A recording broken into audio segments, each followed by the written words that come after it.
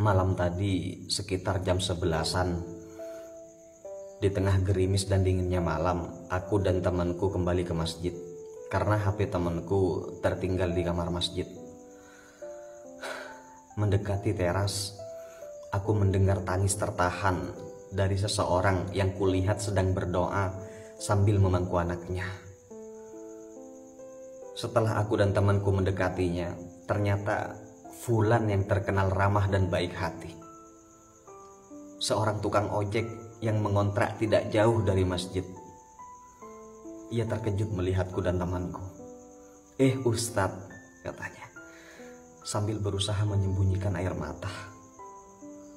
Kulihat wajahnya kuyup, penuh kesedihan, seakan ada yang dia tahan. Sementara anak dalam pangkuannya tertidur lelap di dinginnya malam itu. "Sholat malam kok bawa si kecil, Mas?" tanyaku. Sambil tersenyum mengulurkan tangannya bersalaman, ia menyambut salamku dan berkata, "Tidak apa-apa, Ustadz." Aku lanjut bertanya, karena instingku mengatakan tentu ada masalah pada Mas ini. "Sudahlah Mas, tidak usah sungkan Mas, ada yang bisa saya bantu?" Saya kembali bertanya. Ia menatapku.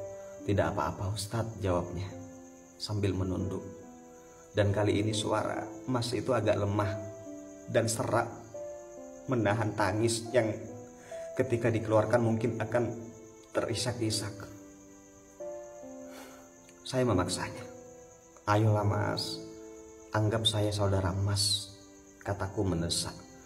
"Bisa jadi ada hikmah HP teman saya tertinggal sehingga bertemu Mas di sini." Lanjutku pada dia. "Bisa jadi ada yang Allah inginkan dari pertemuan kita ini." Lalu Mas tukang ojek itu mengangkat kepalanya, menatapku dengan mata yang berlinang.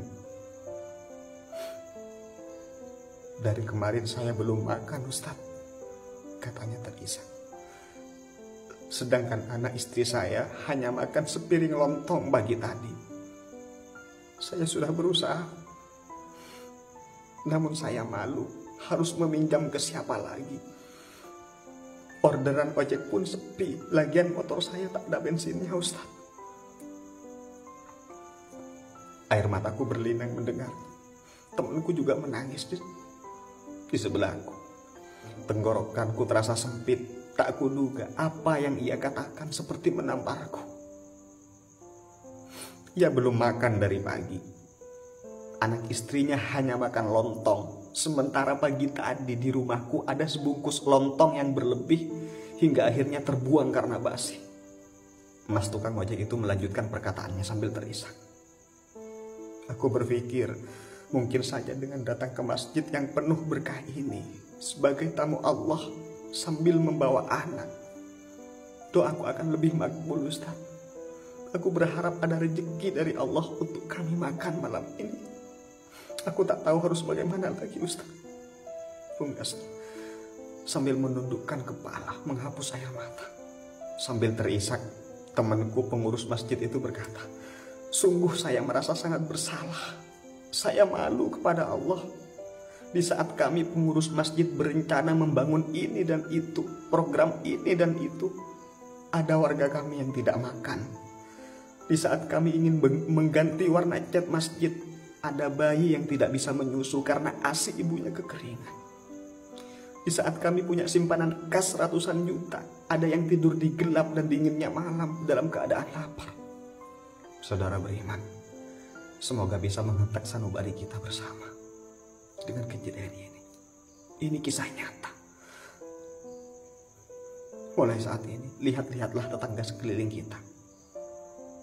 Mungkin di antara rezeki kita, ada rezeki mereka yang Allah titipkan melewati jalan kita, melewati rezeki kita.